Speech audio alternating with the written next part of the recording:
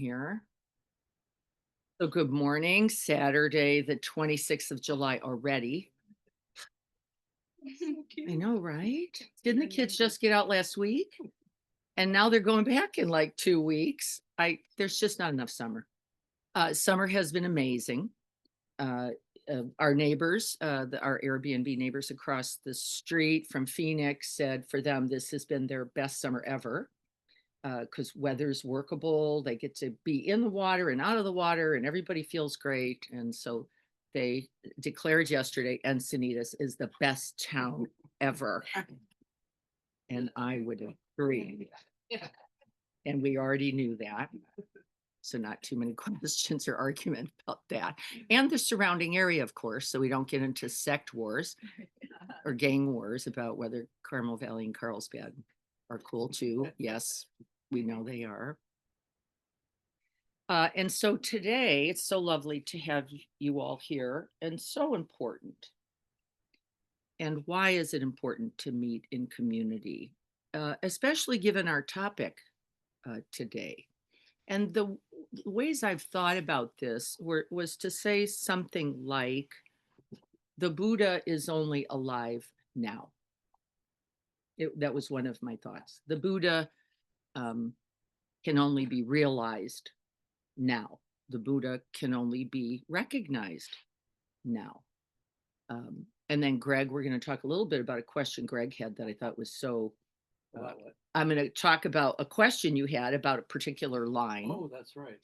And why that fits so perfectly into the understanding of the present moment, really being the only moment, right, in which to love, in which to awaken, we could say, in which to be, live, breathe goodness, wisdom. Uh, so that's just an essential truth. And so my teacher, Joko Beck, would say, stop chasing enlightenment, because Zen students always like to look like they've got it going on, whether it's with a koan response and she'd say, stop it, stop it. Stop looking for the Buddha later. Can you feel and know the Buddha now? And we'd all go. And she'd say, this is it. This is it. Whatever crazy mind, whatever contracted heart, whatever in its recognition is already the Buddha. And I couldn't put it together. I couldn't put it together. Why? Well, my idea was that somehow this idea, and we'll just call it goodness, godness, Christ consciousness, where we already know the word Buddha does not in any way mean Buddhist. It just means this capacity we all possess, regardless of tradition, regardless of beliefs, regardless of practices, to wake up to this capacity of our very humanness. Really amazing, right? Our very humanness, not something else, not somewhere else. And we'd all go, but I just yelled at my partner and I got mad at the dog and right, I took a little extra. Uh, I didn't leave it for those in need, right? And aren't we running into this really continuously? I know that I am. The harsh thought, the judgmental thought, the confused, I don't see how to do this thought, the judgments or confusion or perception of separateness in others, continuous. And each moment then says both of Vipassana and the Dzogchen traditions. I thought I would do a little speaking from each because we often see them too as somehow separate, but not actually, just speaking to sort of different elements. And we're going to practice today both. I thought, oh, why not throw these together in a way that they don't usually sit next to each other very well? Well, let's fix that, right? Let's really conjoin the realities, because in both traditions, they say there is no other. There is no other. There is no other religion. There is no other belief. There is no other individual person. There is no other reality. It isn't even like they're five. It says, don't worry, there is the conditions and they are arising and you can't get out of that. And however you like to pick that condition or this condition, or I really like to focus more on these than those, and they're just true. They're just all true. You've all heard me say this then in reference to our current political situation. What you have heard me say is we are all contributors to where we are now, and we will all be contributors to its improvement. We are capable of both. And we like the one side way better than we like the other side. Because you go, really? No, I was, 10 years ago, I was trying to do good. And 20 years ago, I was doing good things. And whether that includes raising our children or planting a garden or caring for a loved one, right? And we were. So we don't divide there either, do we? We were doing good things. And we were also passive. We were also asleep. We were also letting some things, injustices and inequalities, play out. Juan is in the front yard working now. I've known Juan for probably going on 12 at least years. I have not thought much about Juan in all of those 12 years, is the truth. Now, I've always given Juan water. I've made him lunch. We've gone to Home Depot together. We actually laugh a lot in languages we both don't speak. I say this and he goes, I don't know if that's really what you meant. And we laugh together. And Juan left and I went on my way. And I didn't think much about it until recently when I went, he is not safe here. He is not safe here. He is not protected here, right? And now I have to wonderfully expand my care, right? Beyond waters and lunch and money for the good work he does. Now I'm going, are you okay? And he says, because the truth is he isn't. And I say, you can't drive around in a truck with gardening supplies in them anymore. You can't do it because you're going to be flagged. And he goes, and I know what that means, which is, and then what? What do I do? Right? If I can't drive to my work, if I can't do my work, then what? And the answer is, I don't have any idea. But what we do care about then is the Buddha now says we must keep looking. right? We must keep acting. We must keep paying attention. We must not let the issue die, right? We must. The Buddha awakening now, right? The Buddha awakening now. Now, Joko would say that whole time, those last 20 years, those last 30 years were essential conditions for now. That we have to see both our ignorance, and this is speaking to the just get rid of these. There's no such thing as there. We don't get rid of anything. It was a joke. It's called a paradoxical joke by this author. If you read that article I sent, the joke is you're not getting rid of anything, but you are transforming it by recognition. Once you see the delusion, you are now awakened right from that very root. You don't even have to get rid of it. You have to recognize its limitation, don't you? You recognize it's not quite right. You recognize Juan is not only living, breathing, eating in those hours I see him, but all those other hours I don't see him, and bringing that to attention awareness as well. And then we don't get rid of anything. We use, says all the Buddhist traditions and others, we use everything then on the path. How many times have we heard Pema say this? Everything is the medicine. Everything. You must, good morning, yeah, you must then, right, confront ignorance. You must confront delusion. You must confront greed, hatred, suffering to see clearly how it has been constructed by you. And the teaching says, and all suffering has been constructed. I hate that because then my pity party goes right straight down the, I hate this, right? And I used to say to Joko, you don't know him. You don't know him. Because if you knew him, you'd go, oh, there may be an exception to this rule. You don't know what he just said. And she would say exactly what was right, which is the only one who can turn that into a problem is here in front of me. Isn't it? The only one. There's only one. That's a Zen koan, by the way.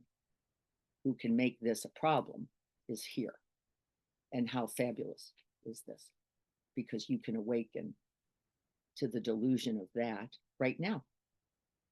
And then I would do it again and again and again and again and again. And she would say, you know, you're so smart, but you're so slow.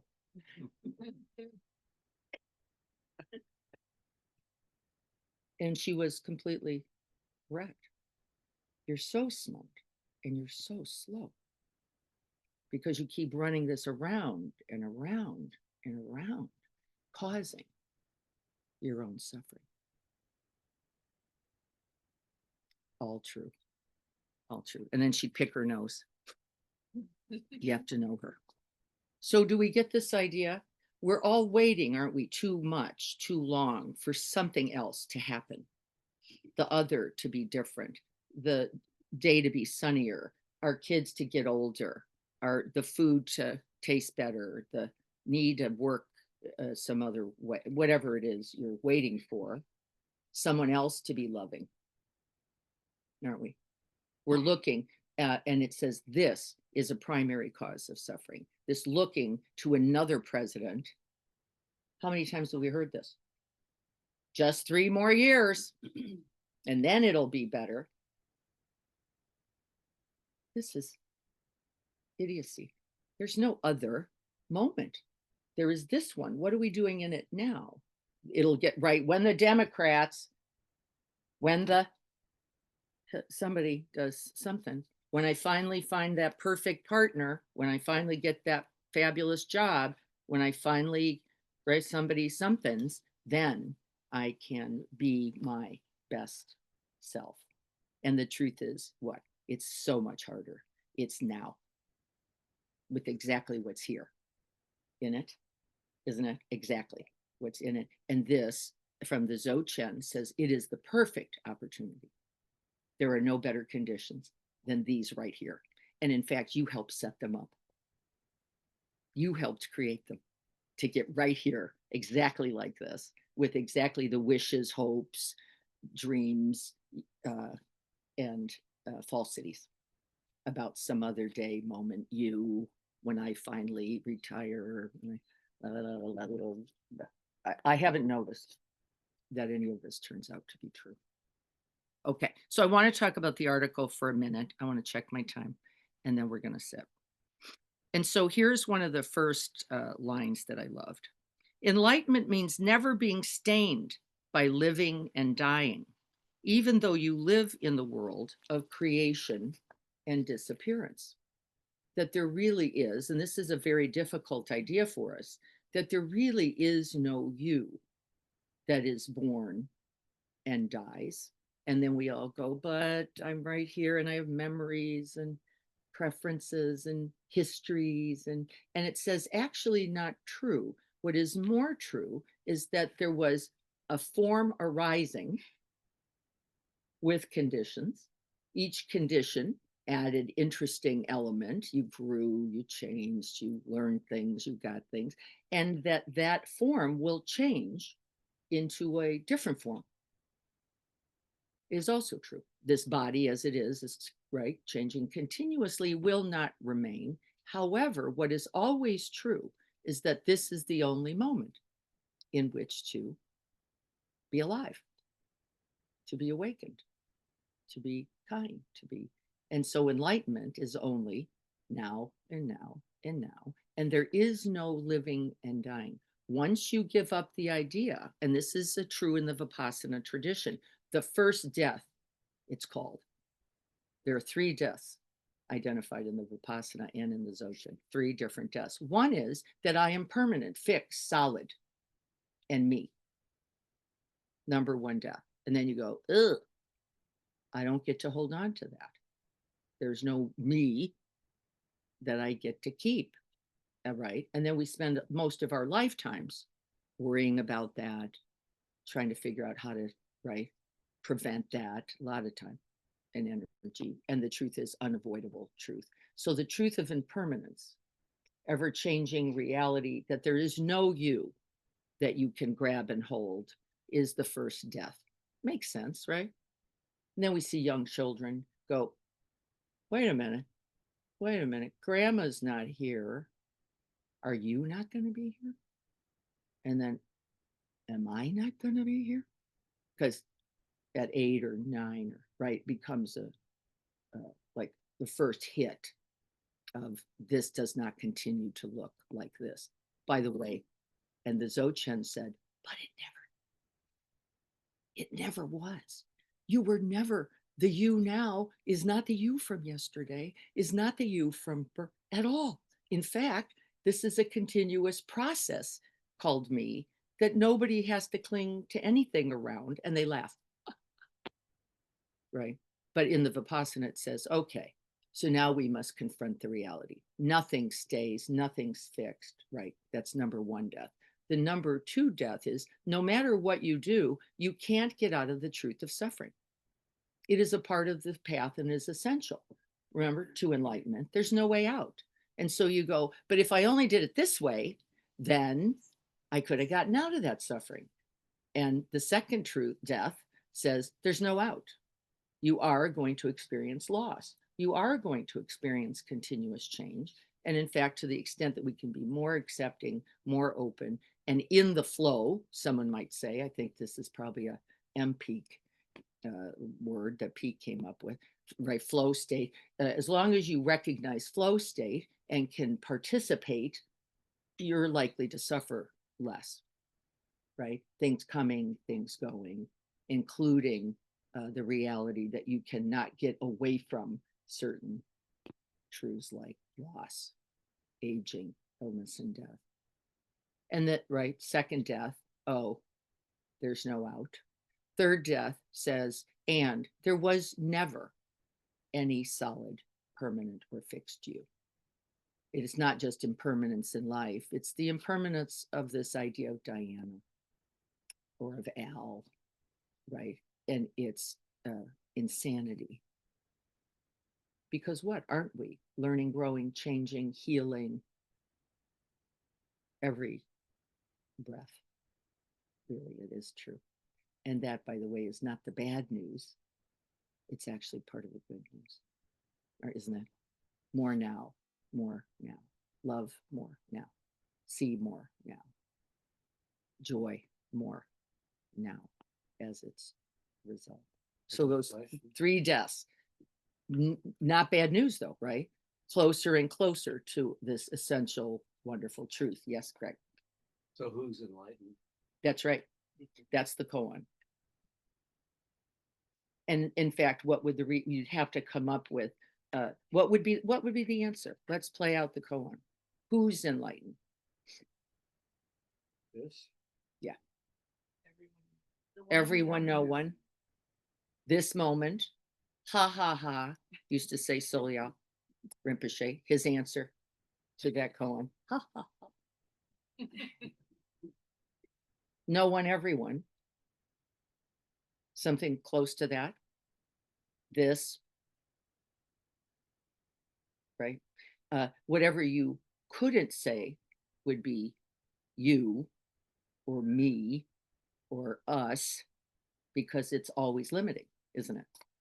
No matter what if you picked a thing, it couldn't be the thing, because what ultimately choiceless. And so enlightenment isn't understood as a state, right? We already know this. Enlightenment is a process, and it is continuous. And so there was an old phrase, now we're going to sit. The old phrase was, if you meet the Buddha on the road, kill him. Remember this? Anybody remember that phrase? That was an actual book. Yeah. And so what did it speak to? There is no other. There is no thing. There is no you. There is no it. There is no them. There is nothing to grab. There is nothing to kill. You couldn't, because it's not fixed or solid either. And what keeps us from resting in that truth? Because there it is.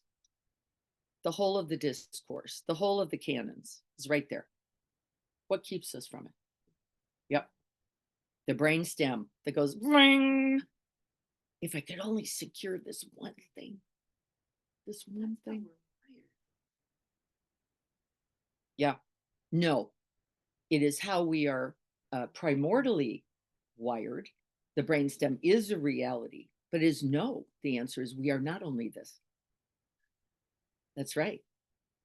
Are we? We are also this whole 8-pound ball sitting on your neck is actually here, not by accident. It is here to go, wait a right recognition. Every time I do that lizard brain thing, someone just did. I'm looking at Greg, who, no one, that just occurred would be the truth.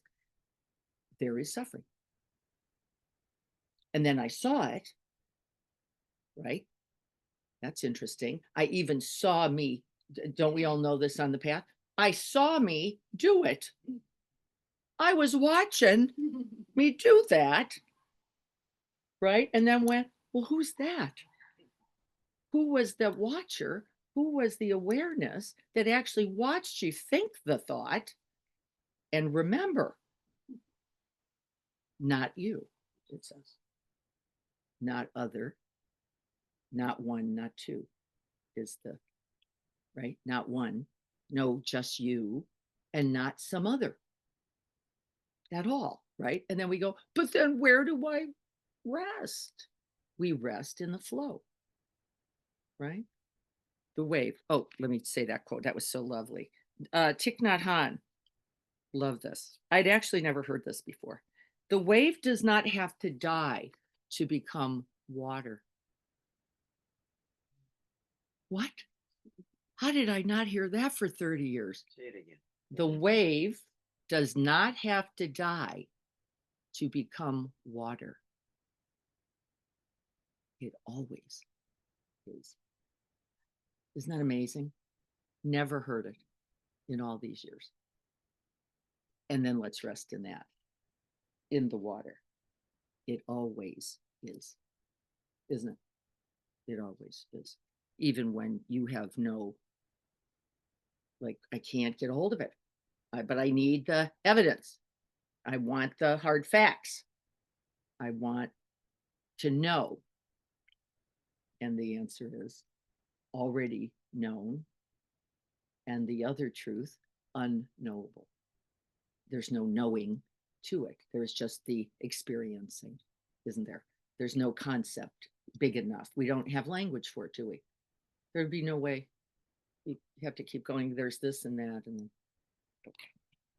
So we get this idea. Just the now. We say it all the time. And then we go right about the business of trying to secure something.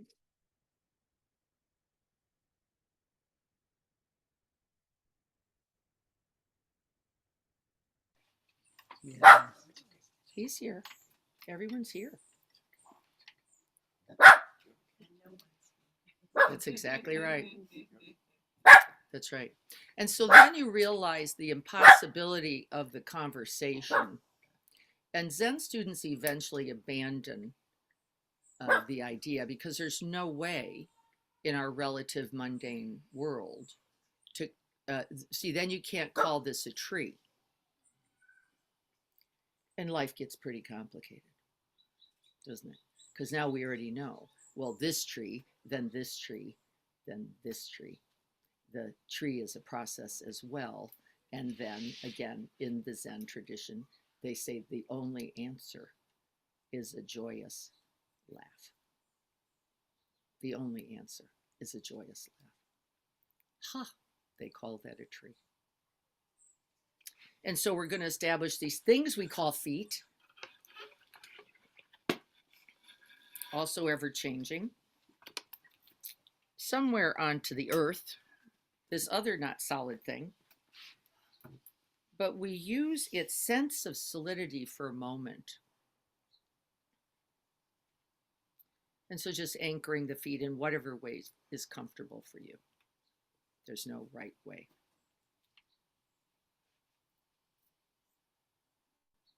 And even in the perceived solidness of this body, you begin to sense an ever-changing reality, simply called sensations.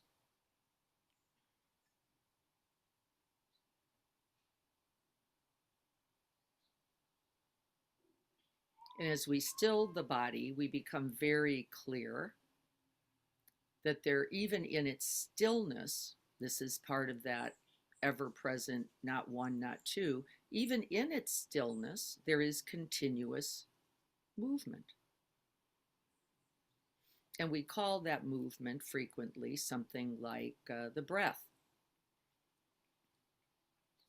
Not solid, not fixed in any way. And in fact, we use the breath very particularly because of its non-solid, non-fixed, not permanent, not yours reality. And so I'll strike the bell. And as I strike the bell, we'll rest for a few minutes in that process that we call breathing.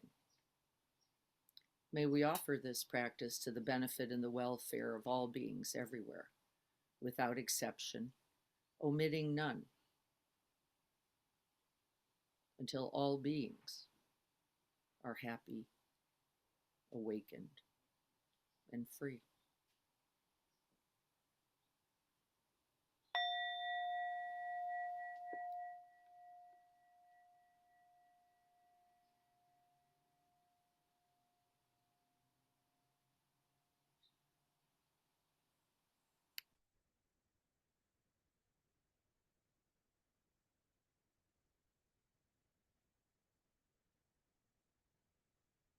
Unravel the body.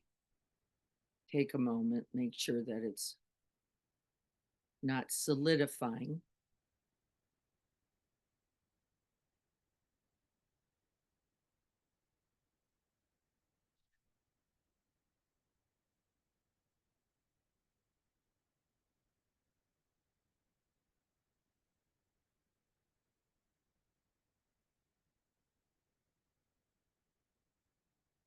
And from the early Pali text, the Satipatthana Sutta is one. It says there is only one thing to know. Breathing in, I know that I am breathing in. Breathing out, I know that I am breathing out. And that this is the nature of all things in their perpetual coming and going. Let's see, whatever you're noticing in the next few moments, see if you don't notice that reality, be it sound, thoughts, breath, sensations, or emotions.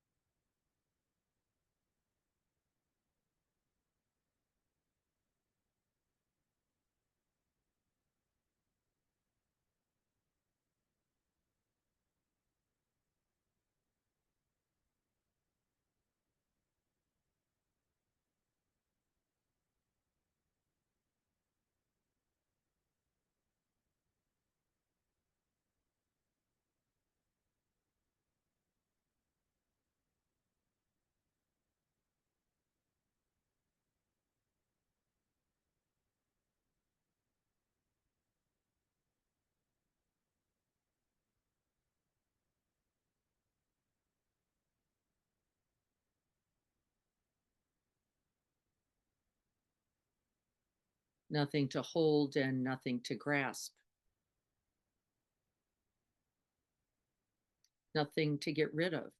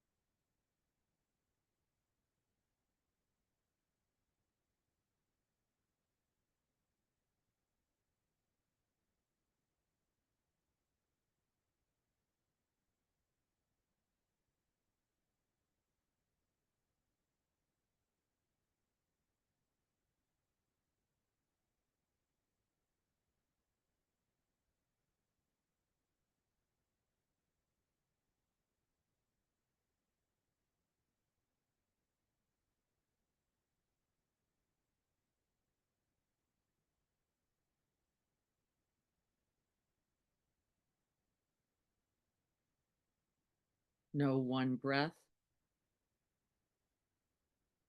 no one breather.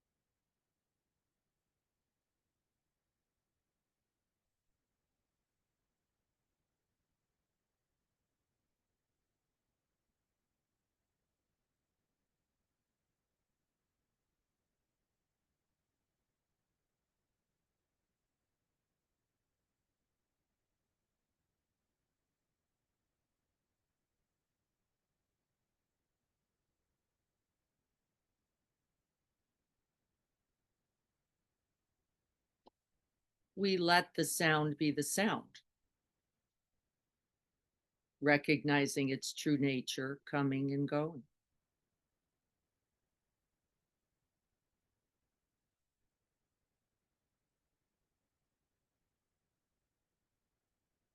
We recognize the grip as the grip. We don't lie about it. We don't try to get rid of it. We just notice the tension, the tightening, letting it be as it is. Not me, not mine, not permanent.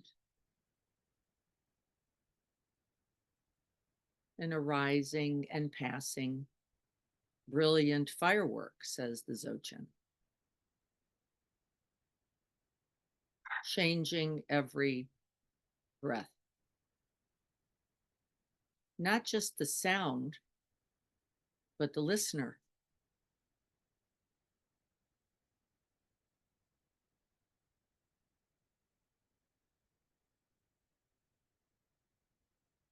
And see if you can't sense the primordial stillness and silence that holds everything, sometimes called awareness itself, consciousness arising.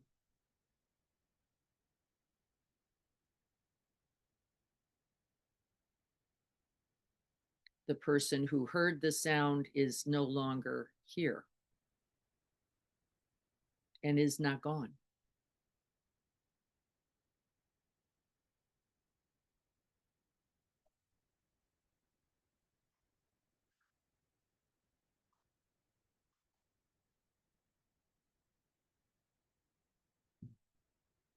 We don't have to get rid of the grip,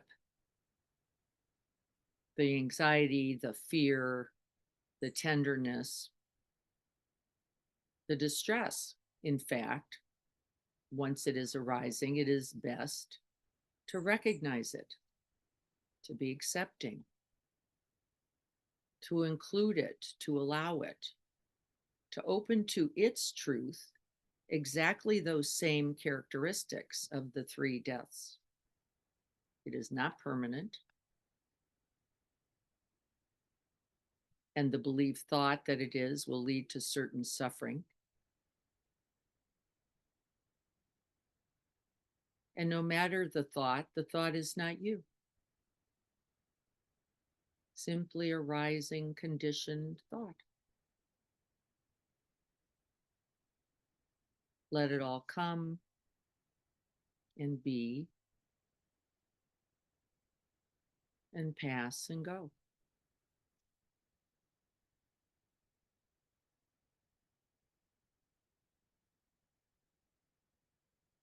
And so in the Vipassana school, we spend a lot of time recognizing the truth, these 3 points of existence in all objects. This is the Vipassana. And it's good to do.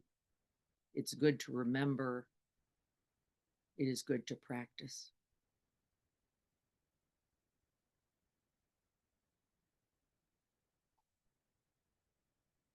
One of the best ways that I recognize my own solidifying is in these kinds of statements. It is blank,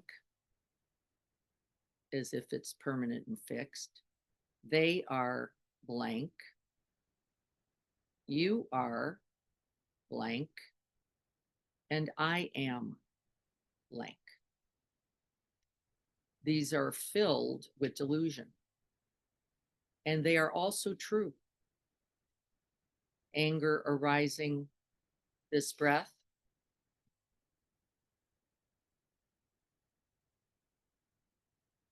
Fear, pain, disappointment, confusion, no problem.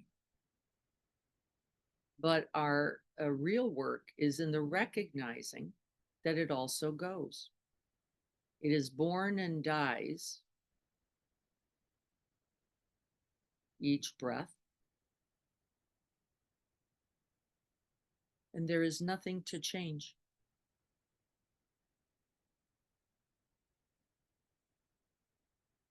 Nothing to transform, nothing to heal. It is the perfect condition for the Buddha awakening now.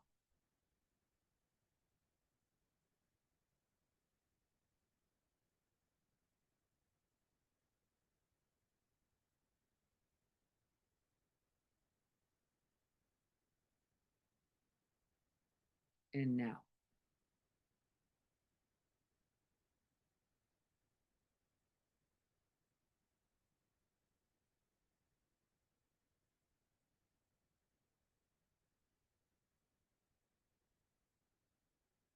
Enlightenment then is occurring every moment in which we see the grip. We see the grab, the solidifying, the fixity. Perfect awakening.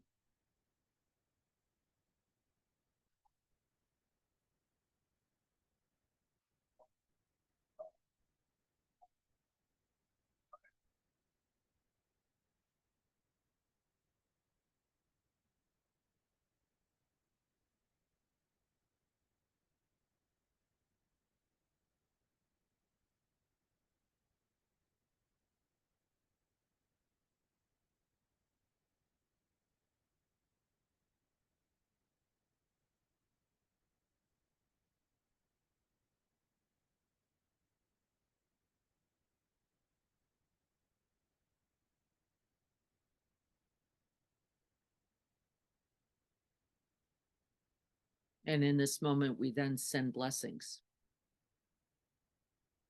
This is the moment of awakening, blessings for safety, the reality of danger.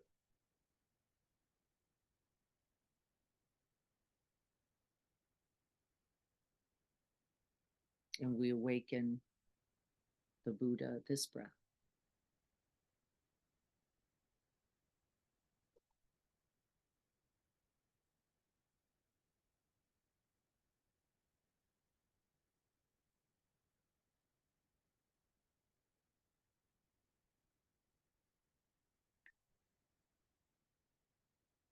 And in it all, we then in the Dzogchen rest back in that luminous, open, spacious, and brilliant awareness.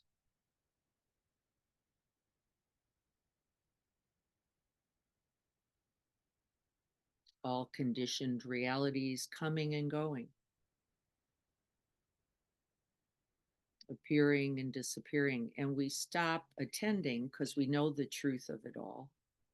And we rest back in the stillness. In the silence. Resting in awareness itself.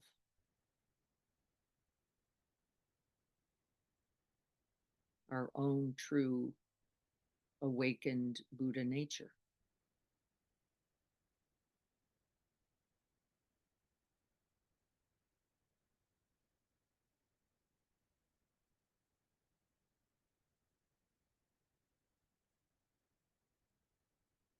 We don't get rid of the fear.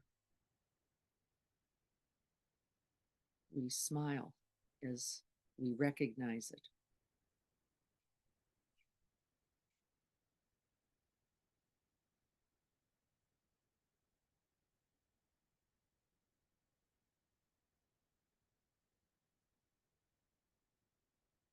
But we don't name it me or mine or I.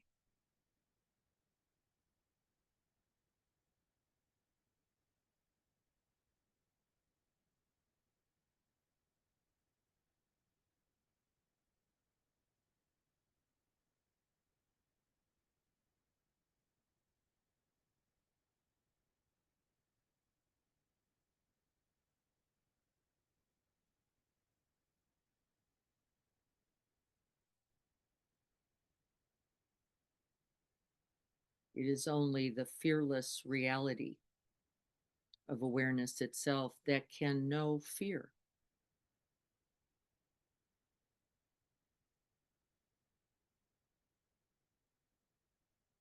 Not one, not two.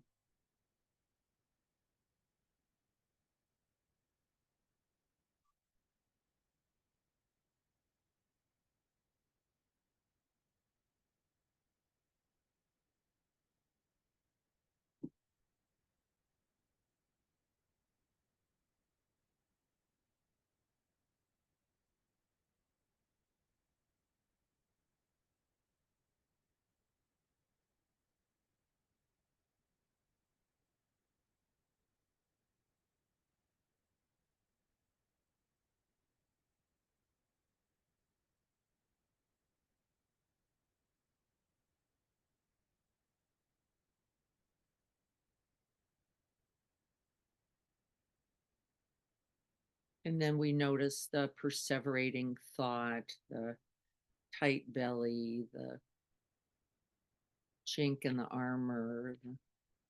And then we forget for a moment. We think, my shoulder, my belly, this is no problem at all. And we awaken. Ever changing bellies, ever changing shoulders.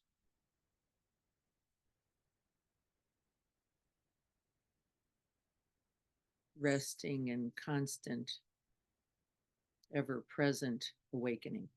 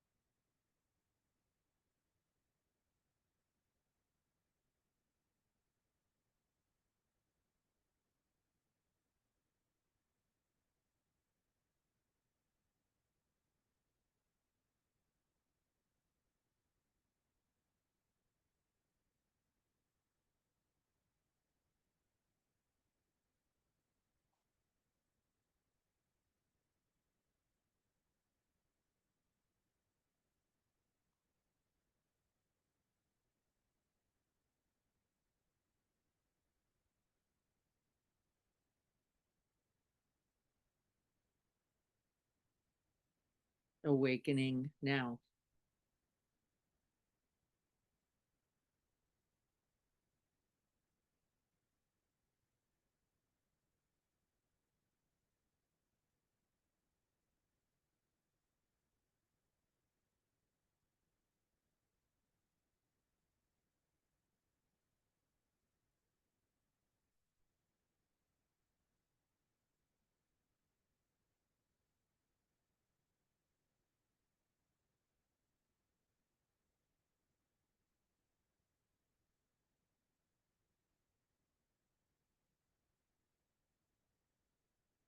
The wave in its coming and going, its rising and its passing does not die. It simply remembers its water nature.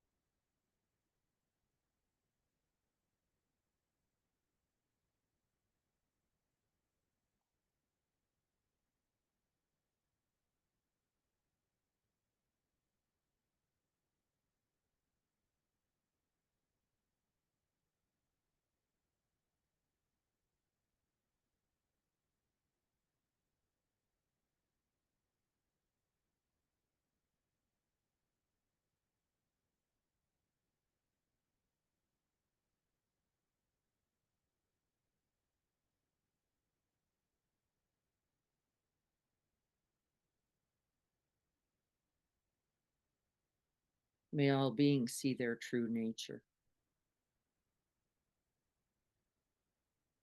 and then see the true nature of all beings. On this path to true happiness, awakening, and freedom.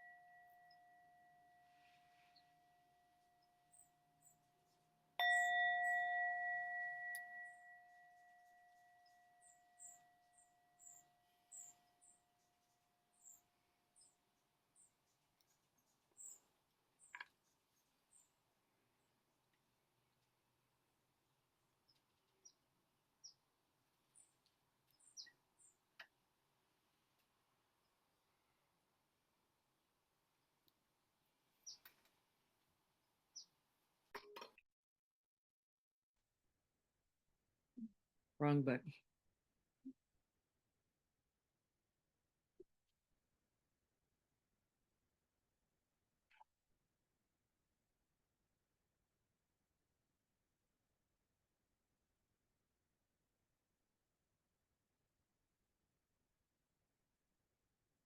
You must die 3 times, and these 3 times are also not three.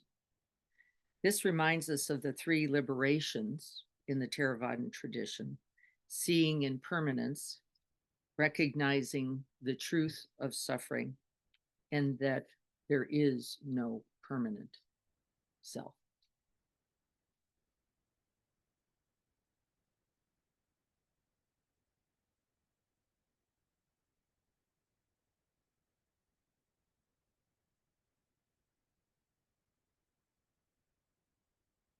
I have maybe another quote or two from the article.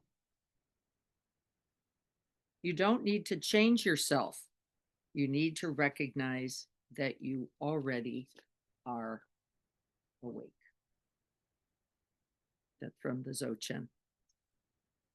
The Dzogchen, some of the tenets of the Dzogchen, I'll review these 3 that I wrote down because I like them. Your true nature is already enlightened. Enlightenment is not something to be gained, simply recognized.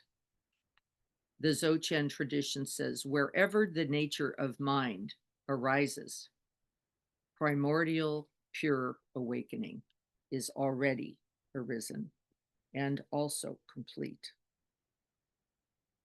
They are self-liberated, all thoughts, the minute they are recognized as thoughts and nothing to cling to. Then.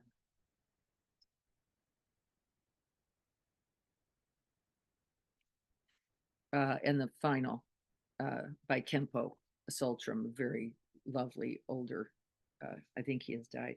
When you see that all your thoughts are already empty, meaning belonging to no one, nothing solid or stable, the mind is already enlightened, clear like the sky. This is the realization of all Buddhas. That's all. It says, that's all. So, then what?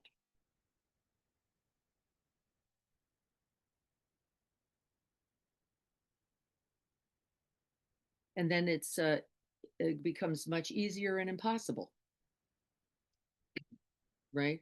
It's just this, and we can awaken to this exactly as it is. And so I'm going to ask you all to reflect on that. So what is arising just now?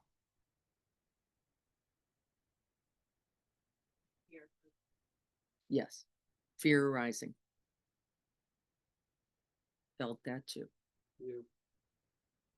You. You. Right in the fear. Right? Don't even have to change that. Open.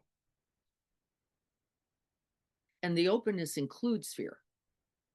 We often mistake this, don't we? That if we're truly open, there would be no fear. It's a myth.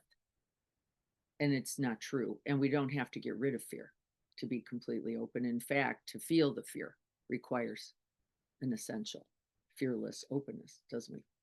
Grip like this, fear like this. I was thinking of Jessica right away. Right. When you have daughters. Right. And then what's arising now? Well, tears. Could it be otherwise? You'd have to be dead, wouldn't you? Literally. And then we put ourselves in the, not the place of the parents, because we are the parents too, aren't we? We are the little girl. We are the one deluded who contributed something to the harm. And this is Thich Nhat Hanh's beautiful poem, isn't it? Call Me by My True Names. Does anybody remember this? It's one of my favorite poems ever. And then we don't go, I am the good one, right?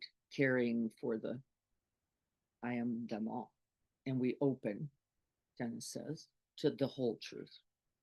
I am also the perpetrator, and I have perpetrated. And we are, and not, says this, not one, not two, but we know this arising condition, don't we? We know shutdown, we know fear, we know greed, and it says the path requires awareness of this as well. This is the Buddha, not some other way. And then we go, but I didn't want that. I didn't want to feel that because it hurts or it's scary or it's hard or it ruins my spacious Saturday. And the truth is, it can't, can it? There's no such thing. It cannot ruin your spacious Saturday. It is included in it. You hold this too, right?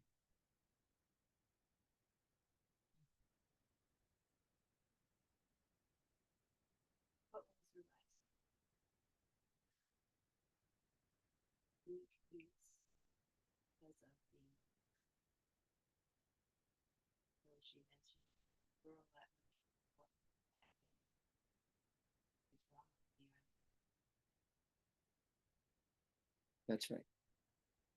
Isn't it? That's right. That's right. Now believing that something wasn't there. Well, of course it was. But there's only one arising in a moment, by the way, the science says. Doesn't mean you don't care, and it doesn't mean it's not there. It means I'm resting in the whole of it in this moment. Well, really, we mustn't we? Because if we're just in fear, what happens? We go into inaction or we react and nothing good happens. But what? More fear, more aggression, more pain, more. And recognizing fear is the beginning of saying, okay, then from this place of including everything, acknowledging everything, being open to everything, what do I do with that? Right? And my guess is there'll be infinite responses. Won't there? Infinite responses. We are likely, all of us, to call that young girl to mind. Probably, won't we? And then we'll probably do it on purpose.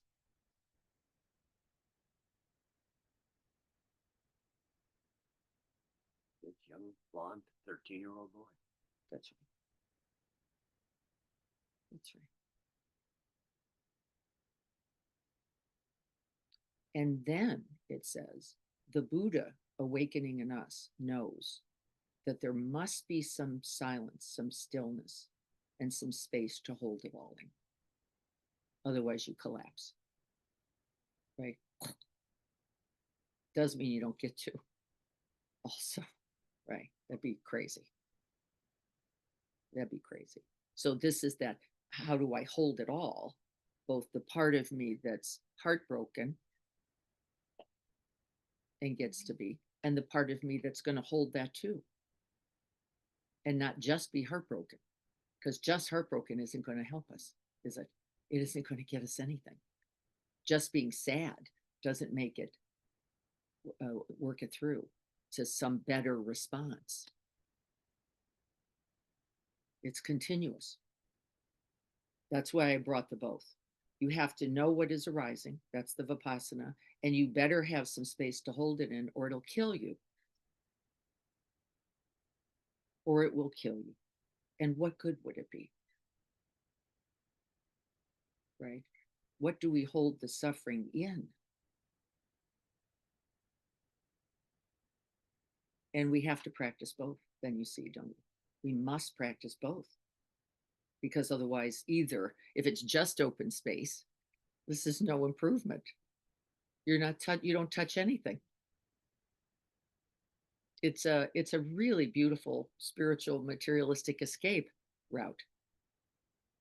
It's the of all bliss, all peace, all true and uh yes, your heart better break over the truth of suffering to know something about it and about that arising you that cares enough to bear the distress and to then respond as we are, right, as a community, responding.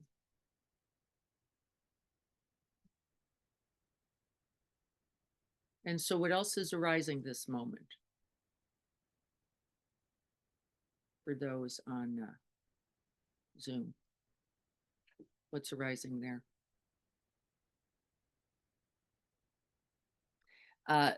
Let me tell you some common arising, see what fits for people. Common arising might look something like this. I don't get this.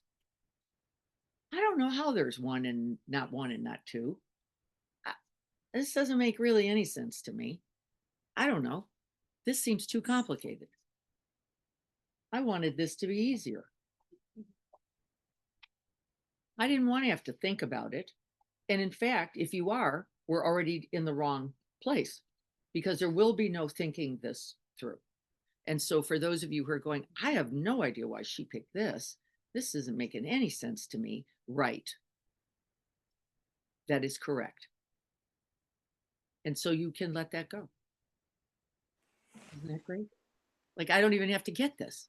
I don't have to figure it. There's no understanding it more than I can in the moment I'm in. There's just resting in, this is odd. This is slightly confusing. And you don't work. There's no benefit. There is no mind, thinking mind, that will help you here. Lisa, yes, hi. Hi. Can you explain? You said something like the person that heard the sound is no longer here and is not gone. That's right. So Right. like the change has occurred, so that same person isn't here, but then they are gone, right? That's the part I kind of got a little confused on, if Yeah. that makes sense. Yes, it does. So the person, that arising set of processes or conditions is no longer here, and its reality of having occurred is here, isn't it? We call that wisdom. It arising and passing. And guess what? That holds, doesn't it? We're all holding it, aren't we? There it was, there it went. And that is alive. And we call that primordial wisdom. The wisdom is here now.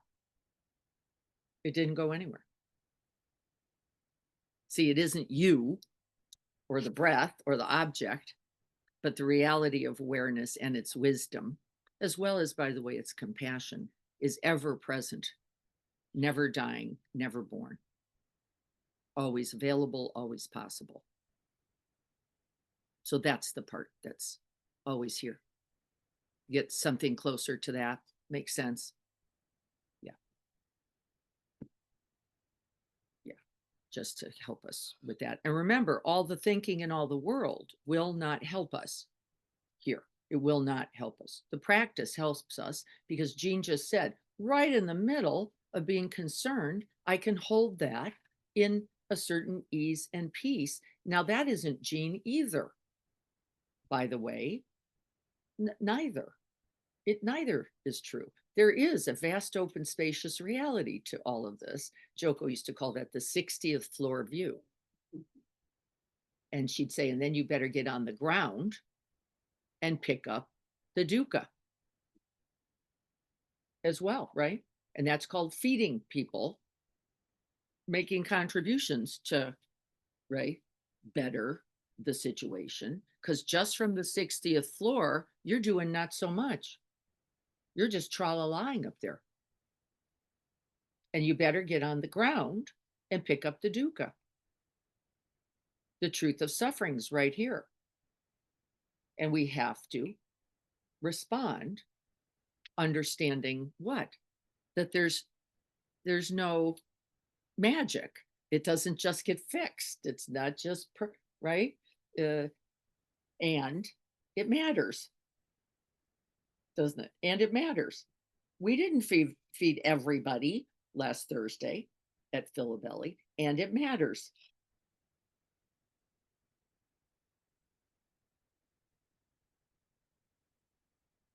And if you can hold both in this way, then what do? You just continue, don't you? You go, then I'm going to do it again. And then we took some burritos on Thursday and learned a lot about where are people. They're nowhere. Actually, as it turns out, they're not around by necessity. And we're going to keep learning, growing. This is doesn't, right? And in fact, let's speak to that for a minute because I think it's relevant, and then we can do announcements as it relates to these two. So a couple questions came up on our Thursday. We noticed that the Philabelli Thursday was low. We're understanding that better now as Greg and Lynn are talking with Lee, and that may be an unusual condition, set of circumstances. I think it will be true, however, that there is a population that will not be served also will be true at Philabelli. Well, we never serve everyone and everything. It is always also true. And then how do we respond with those truths? So we decided, let's just see. And big helpers. Thank you all so much. We got that together in a couple days. That's just incredible. And what came up was even when the desire to reduce suffering exists, even when we take actions for it to exist, it doesn't mean that's perfect either, right? And so we had some burritos, and we ended up giving some to our CRC friends, and we ended up giving Julio some burritos to distribute throughout the day. And what came up were things like this. So someone says, wait a minute, the guys in front of the CRC were drinking. They were. It was true. Okay, what does that mean? They were. Julio had been drinking and had just gotten out of jail for drinking and was very honest about it, which I found somewhat striking. He said, I was just in jail. I got picked up for public intoxication. Okay. And then, all right, that's true as well. And so now what? So now we are doing what I like to call conditionalized giving. Conditionalized giving is I'm only going to give if it's on my favorite day, with my favorite burrito, with my favorite beneficiaries being served in a very specific and certain way, which means you can't be drinking and you must have something, and right. And then the whole thing goes to hell right there, doesn't it? Straight to hell. As fast as the great idea, as the open heart, the minute you start going, only if you have brown hair, only if you're working, only if you're something, only if you're sober, only if you're, and then eventually, what's true? You serve nobody, right? You serve absolutely now nobody, because nobody's going to meet our magic criterion for being deserving of being served. Are they? And we set it up. And we all do it. This isn't, we're all doing, well, no. If you'd only, and we're all doing it. And so it's just to recognize that, right, not to mistake it either as my limited beliefs, my separatist ideas, just recognizing part of the fear factor that arises in us all. Right? And then what's the truth? All giving is good and none of it's perfect is true, isn't it? It's good and it's not perfect.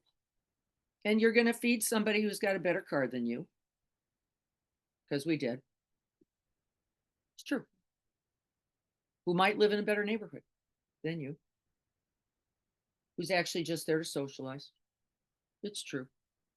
And it might not be 40 people, it might be 10, I don't know, some number. And how do we work with all that? Now, that doesn't mean we don't get to pay attention to its reality as well, right? Like, is this best? How do you do it? Should we do something, right? These are just interesting inquiries. We're investigating. Nobody has to know the solid answer. And just be watchful of the mind that sets conditions. I'll give it to you if you, my favorite. And I'll give it to you if you're grateful. Hmm? If you deserve it. How many times? How many times have you gone, I don't know. Are you really going to use it the way? I don't know. Maybe you're not. Right? Everybody remember that story I told about being in front of Jamba Juice with the guy with the big dog, right? Big dog, spiky collar. I already don't like him. Don't like them. I don't like spiky collars on dogs. I don't like people who put spiky collars on dogs. And there I am going, ooh, that's a lot of judgments about spiky collars and people who put them on dogs. But the very thought, no, by the way, self-liberated, says these teachings. The minute I saw, ooh, I recognized what? My fear. Now, not mine, we just said, just fear arising. Don't get lost. And I am just a fearful being. It's not true. Right. And I went, blah, blah, blah. And he saw me. The guy's looking at me, sees me getting all, blah, and I don't know what to do. So I get out a $5 bill and I kind of throw it at him because I'm trying to pacify my own self-hatred, by the way, my own self-hatred, going, oh, this is disgusting. Not true. Fear arising. There it is. And he picks up the 5. And what does he do? He throws it back at me. How perfect a teacher is this? The Buddha right there. And he's, lady, forget about it. It's perfect, isn't it? The whole thing's perfect. Now I'm perfect because I'm paying attention. He's perfect because he helped teach me a whole bunch in like 3 seconds about what paying to get money over there to go away, it would work out better, could get you. And a moment of enlightenment. I have to, it's okay. I get to say that was scary for me. Yeah. Yes. Did you recognize that in that very moment? That I did. The fear happened. And that when he threw the money back to you. Did I see what it was right then? Yeah. Yes. Yeah. Oh, so like lightning bolt. Yeah. Like literally why? Ripened, says the teachings. I probably had done that 50,000 times and missed everyone. Yeah. But this one, because it was so pristine and there was nowhere to go, because we're just at each other now like this, bang, and that dog's just going, what are you doing? What are you doing? Right? Just so clear. Just like fear in me, feeling deficient in him, because what else could you feel over on this side of the us, except lady, right? In your workout outfit, getting ready to go to some yoga, something there. Nice for you. And that he caught it. That, and by the way, so subtle. I didn't go, ugh. I just went, there it was. And he saw it and he called it Buddha. The truth is, lady, you're going to give me some money to get away from me and to try to get me to go away. And he saw that, and he was 100% correct. And by the way, that is not who I am. And that is fear arising. And what's the other truth? The other truth, and it's true, not more me, by the way, because we don't want to own this side either. It's just as big a mistake, is to go, this body, mind, that moment also went down into the canyons with some number of $20 bills, because my father said, go down there into the canyon and put money in every one of those backpacks that he saw along the. And I did. That Diana did, went down there and went, I'm gonna die down here. Okay. Somebody's gonna think I'm stealing their backpack. And I'm saying this to my father, Dad, this is not a good idea. You don't go down near people's backpacks, start messing with them. You're gonna lose hands and he goes, no, you'll be all right. Go down there. And of course, guess what? I was. Right? That fearlessness moment, also not me, but an arising moment. There you go. And can't we claim them all? Yeah. It was interesting. I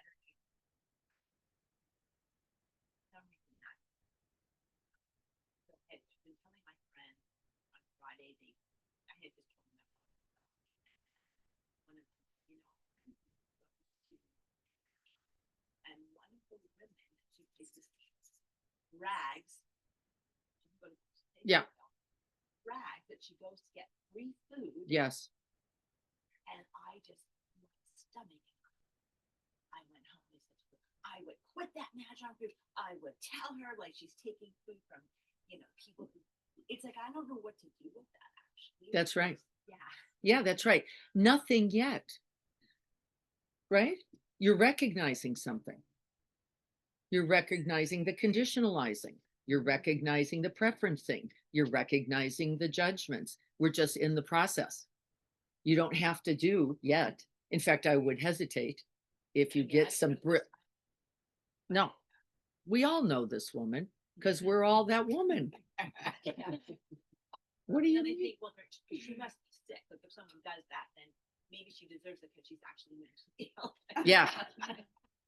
And don't we? You deserve it because you, and then I deserve it because me. And if we have a good enough reason, then we're all good. And we're never going to sort through this, are we? Like, and then who deserves? It's a deadly game. That's right. That's right. That's right. And recognizing that we're all doing it. And by the way, there is also wisdom here, which is the wisdom is without preference, without bias, how do we serve the best in the best possible way we can is wisdom. And we will figure that out without any judgment, condemnation, criticism of anyone. And we don't know. It's something to always look at, isn't it? Are we doing our best? Well, I am pretty sure we're not. And that doesn't have anything to do with Philibelly. That has to do with, I know there's a whole population not being able to access supports, and I have no idea yet, neither do we. We're just learning how to provide for that. We have a heart for it and there's no answer. Is there? It's not required today. We're going to keep paying attention. We're going to stay present. We're going to stay in recognition of all these dynamics that arise. And then what does Soleil say? Laugh out loud at both the wisdom of it and its ridiculousness. The two truths, right? Because I don't know, but I don't think we actually need to know. I don't think that part's, no, I think that we're paying attention though. And yes, my husband said exactly the same thing driving out of Philibelly. He goes, some people have nicer cars than I drive. And he's not wrong. And there's also suffering. Isn't there always the truth that is often unseen? Yeah. You saying the car made me remember an article I read recently, and I don't recall if it was in the UT or somewhere else, but it was somebody who worked with a feeding organization. And in the article, I guess the writer had commented about seeing somebody with a nicer car pull up and get food. And she said, but what you don't know is her husband left her and she has 3 kids, and it's only a matter of time before the car is repossessed. Yes. So it's just a reminder that sometimes people make assumptions without knowing. You can't know. Well, so we'll use the Dzogchen. You can know nothing and know everything. And what does that mean? You know nothing about that individual circumstance, and you know that there is no car good enough, no neighborhood good enough, no amount of land good enough, no amount of money good enough to end suffering. And we do know that. Don't we? We know this actually for sure. Why? Most of us live in an okay neighborhood. Most of us have more than one vehicle in the family, right? It doesn't mean there isn't suffering. And like, you don't need it now because, well, you look okay. Don't you? You look all right. By the way, most people walking around most days, yeah, they're like, they're all right. Not necessarily, right? Not necessarily. And can we open completely to the realities that there is suffering in this world and it doesn't matter what car you drive? And what is the best way to respond to this? And we're looking. I just want you to know we're paying close attention. Why? People have given money to Encinitas Mindfulness Community to be of service and to be of benefit. And we take that very, very seriously. And so it is our job to go, what's the best way to do that right now, today, given the truths? And the truth is, there is a population that will not be served now by Philibelli. Is there something we can do? Maybe. Should we do it? We don't know. We don't know. We're going to start talking about it though. Yeah. Recognition a lot today. Yes. And not that there's a leap. The last 5 years have been a lot about recognize. I'm thinking about the Mahjong league, the person, the other part. And then I have to, you're talking about openness. My word is acceptance. Maybe it's not the same thing, but when I go to recognize, and then it's, can I accept that I wasn't scared about the girl? I was at peace because I felt that as a judgment on myself. Yes. That's a step that I've needed. Yes. Other piece of what I want to say that I'm struggling with, but I'd like to ask you, it sounds too egotistical. For me to even have a peaceful meditation is a big deal. And I think I wasn't scared for that child because I'd spent 5 years in literal heartbreak. For a And it child. was hell. For a child. Yes. I'm getting it. Practice makes a difference. Practice makes a difference. Because without the peace, how do I take the next step? You're talking about, we're going to talk about it all. Well, honey, if you haven't accepted the truth of suffering, That's right. and what a lot of people, I don't accept my son, not Right. but eventually there is a step. And boy, can you go. Yes. Yes. It's like You that. hold it. You hold it all there. So recognition means all of that, Jean. The recognition is not a head space, as you're understanding it. Recognition is that moment of liberation and awakening to all that. And it says that they arise spontaneously, that you cannot see clearly without an open heart. They're not separate at all. Not one, not two. Right? That it is the awakened heart mind required, because if you can't tolerate a truth, you can't see it. Right? And if you blame you for it, or if you blame the other for it, you can't see it. And both, you can't see it. You can't see the truth of suffering and the path to its end. And so recognition is often misunderstood as some kind of clear seeing mind. It is also true, but it is not only true. There is the wide open, compassionate truth of heart. Awakened heart mind is the recognition we're speaking of. They cannot be separated. They cannot be separated. Can you get that? And you're getting there by going, I'm forgiving me, I'm forgiving him. I'm forgiving the circumstance. I'm forgiving all the players I thought were solid in it. And that's clearer seeing and clearer seeing and clearer seeing. We know. We do know. And the practice is exactly right, is the path. Thank you so much. I think we're probably running over. Big topic today. What timing? And then we rest, says the science and the teachings. We rest in the recitations. We rest in the repeating. We rest in the prayer. We rest in the bow. We rest in the, I don't know what to do right now. I'm just going to call this goodness to mind to remember that even when I don't have an answer today, even when there's no fix for that 13-year-old right now, that we're all committed. Aren't we? Completely committed to the end of suffering without a quick finger snapping solution. But the care will help keep getting us there. And that's the part that I feel so good about us. We're going to just keep looking. And that's out of care.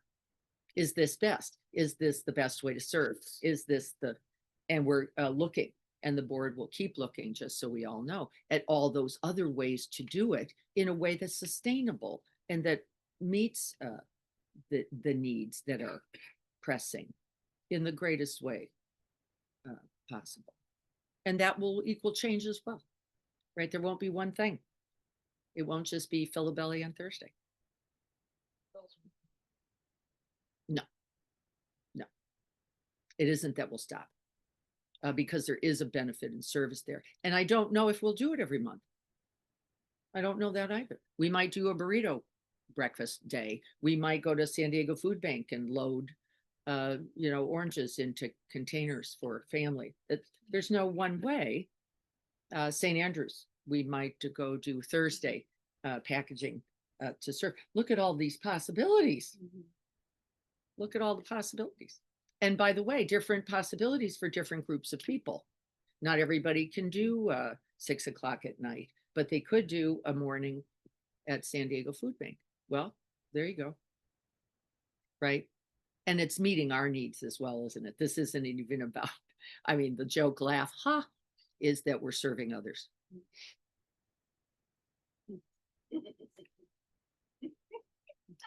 Says Soliel, right there, Jean. Enlightenment arising, right that moment. And then we think we're serving others. Okay, let's do our prayer. And so recite, repeat, remember. Recite, repeat, remember. Fill the mind, fill the heart mind, fill the whole of the body. Let it resonate throughout every cell, muscle, hair, and pore. Rest your whole mind, body, being in it. Why? Because it is good. Because it is good.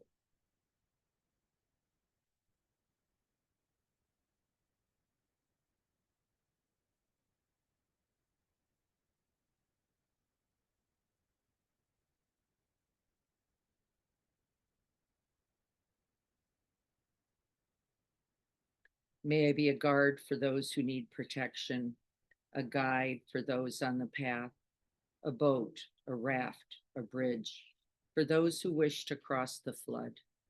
May I be a lamp in the darkness, a resting place for the weary, a healing medicine for all who are sick, a vase of plenty, a tree of miracles, and for the boundless multitudes of living beings.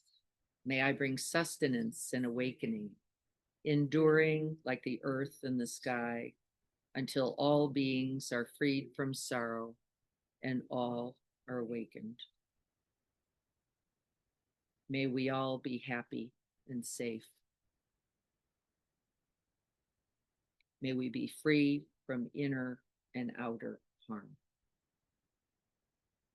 May we remember the truth of the blessing of this precious human life, and may we do all that we are able to offer this very blessing to others. May we rest and dwell in that vast, open, spacious, and easeful, sky-like quality of mind, free from greed, from hatred, and from delusion.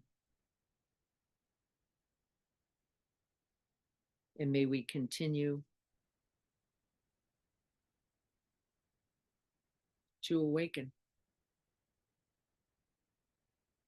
until all beings are free.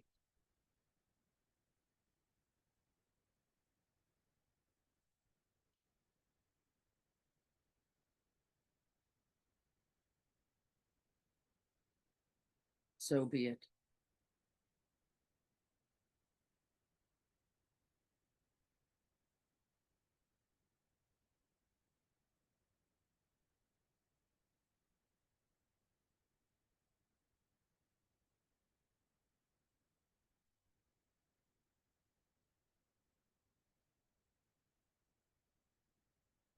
I did not get out the breakfast bars, but I'm happy to go get them. I also have zucchini muffins here for anyone who wants it. And there's iced coffee right here with a little spritz for anybody who's got time to hang out for a minute. I'm going to run up and get those bars just in case anybody wants them. They are pretty yummy. These are the, yep. These are no longer, there's a little mold on these. So they have been, yeah, we're not going to eat these. So I'm going to go grab the bars. Everything changes. Yeah. Yeah, Thank you, Diana. you're so welcome. Thank you. Thank you. Be well, everyone. I'm gonna go grab those